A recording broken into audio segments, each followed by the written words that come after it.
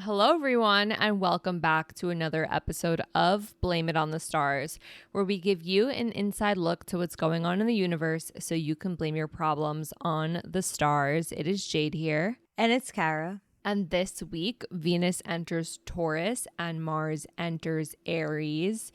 We're going to be talking all about that. But in case you missed it, last week we had a full moon in Scorpio, and yay, Mercury retrograde came to an end last week. So if you want to know more about how that affects you and you missed it, then definitely check out last week's episode before diving into this one. And just to give you a heads up, next week we will tell you everything you need to know about the new moon in Taurus and how it affects you. And with that being said, let's dive into the episode. So Venus enters Taurus on April 29th at 7:32 a.m. Eastern Standard Time. Per usual, the date and time are from the website astroseek.com. What you need to know. Venus is the planet that rules beauty, relationships, and creativity. When Venus enters the practical and grounded sign of Taurus, there is a greater appreciation for comfort, luxury, and anything that feels good for the soul during the transit.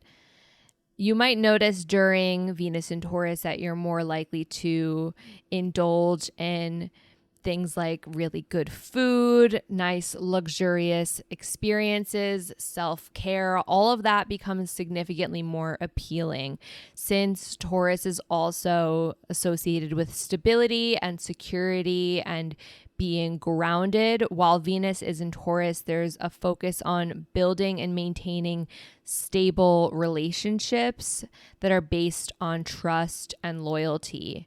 How this affects you. When Venus is in Taurus, it's going to bring more of a focus to our values and what really matters. This is a good time to reassess your priorities, to focus on building up your self-worth, and to align your choices and decisions with things that bring you fulfillment. This is also a good time to spend time outdoors because Taurus is an earth sign.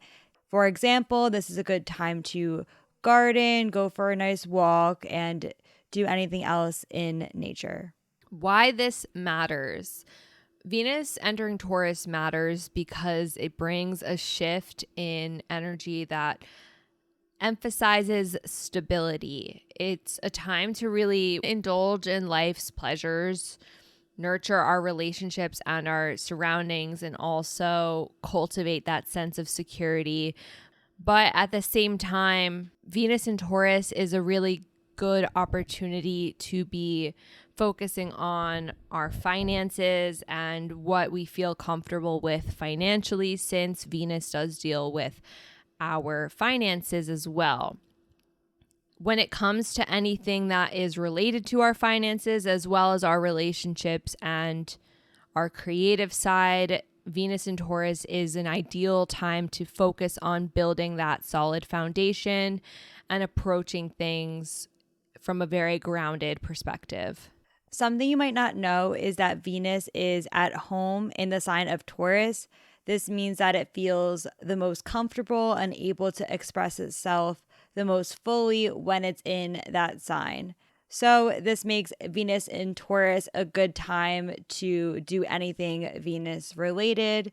As we mentioned, this could be a good time to embrace your creative side, spend time with others, and to reflect on your finances. If you're wondering how long this transit lasts, Venus enters Gemini on May 23rd at 4:31 p.m. Eastern Standard Time. So you have between April 29th and May 23rd to enjoy Venus in Taurus. And per usual, certain signs will be affected more than others. The signs that are most affected are Taurus, Scorpio, Leo, and Aquarius placements. By placements, we mean Sun, Moon, Rising, Mercury, Venus, or Mars placements only. And since this is a Venus transit, certain rising signs are more likely to find love while Venus is in Taurus. And those rising signs will be Capricorn rising, since Venus will be in their 5th house of romance, and Scorpio risings, because Venus will be in the 7th house of relationships. And that is rising sign only. There are some key dates that you're going to want to pay attention to while Venus is in Taurus. The first one will be May 1st. Venus is square Pluto. This aspect can bring some intensity when it comes to our relationships, our creativity, and our finances. However, since Pluto is a transformative planet, any issues that might arise in regards to maybe control or our sense of empowerment may prompt you to look within and understand where these things are coming from, so that way we can grow and learn from it. And then on May 13th, Venus will be sextile Saturn. This aspect is going to bring us a sense of stability in your decision making and relationships. There can be more of a focus on commitment and long-term planning. There is a sense of maturity and responsibility in your interactions with others and in your spending and investing habits. And then on May 18th, Venus will conjunct Uranus. Venus conjunct Uranus can bring some spontaneity or unexpected developments in our relationships, finances, and our artistic journey. It's a time to really embrace change, explore new experiences, and maybe break free from any old patterns that were holding you back. There is definitely a stronger desire for expressing your individuality in regards to your finances and your relationships. And then on May 23rd, we have two aspects. Venus will conjunct Jupiter and Venus will sextile Neptune. This happens in the morning before Venus enters Gemini in the afternoon. With Venus conjunct Jupiter, this is going to bring a sense of joy and optimism when it comes to Venus-related themes such as our relationships and finances. This is a good day to be social and to do the things that you enjoy.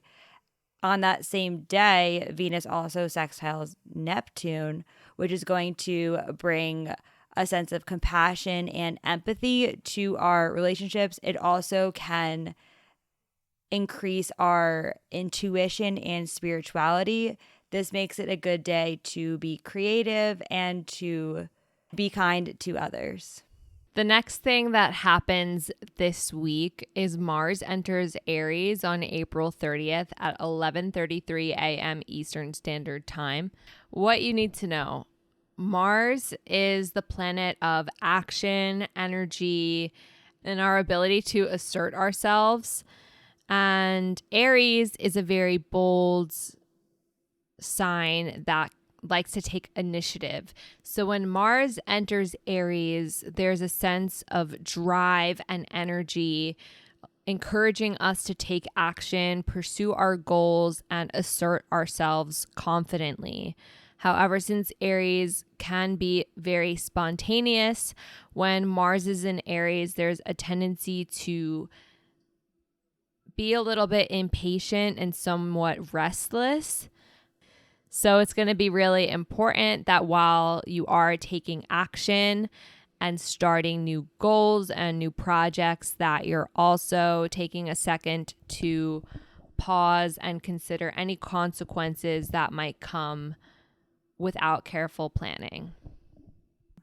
How this affects you: Mars in Aries will encourage you to be brave and assertive as you are going about life and doing things. This is a good time to take risks and to push yourself to go outside of your comfort zone.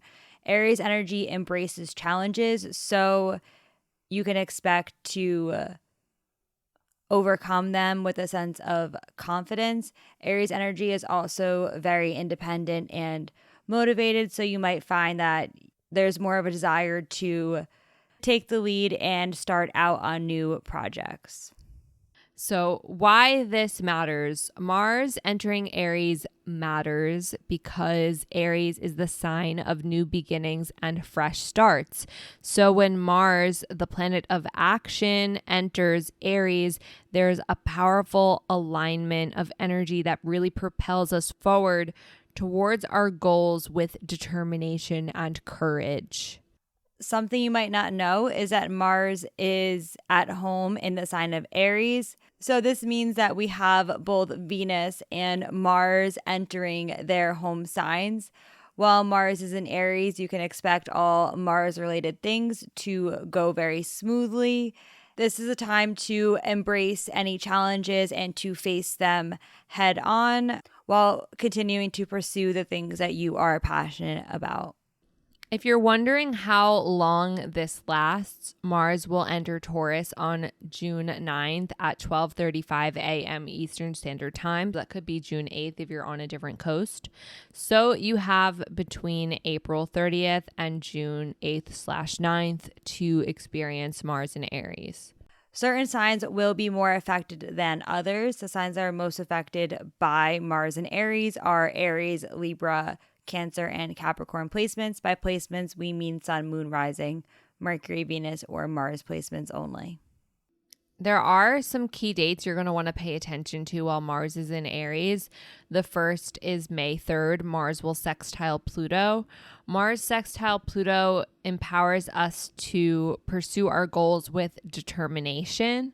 It's a time to become empowered in your life, and the alignment adds an extra level of intensity and drive needed in order to make significant progress in our goals.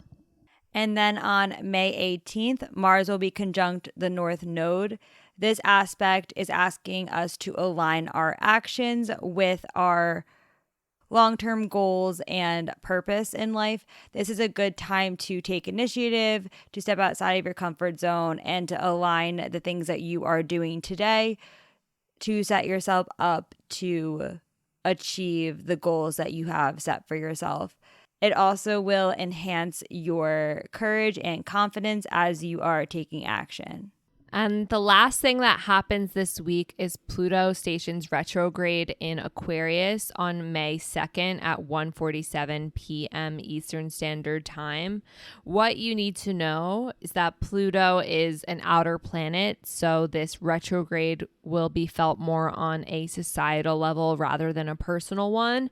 But typically during Pluto retrogrades, we're reassessing any changes that we've made in society since Aquarius rules over technology, the internet, and our friendships. Pluto retrograde will have an opportunity to reassess the progress we've made in our friendships, our relationship with the internet, and technology as well.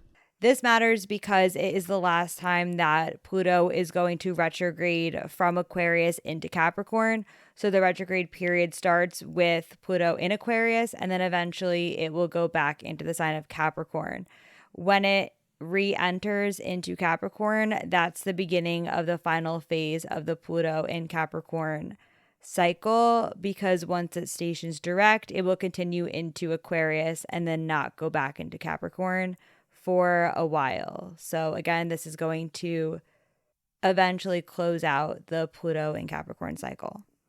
And that is it for this week's episode. Next week, we'll be talking all about the new moon in Taurus. So if you want to know more about that, then make sure that you're subscribed to the podcast on whatever platform you're listening, and make sure you have the notifications turned on so you don't miss when we post next week's episode. That is all for now, and we'll see you all next Monday. Bye.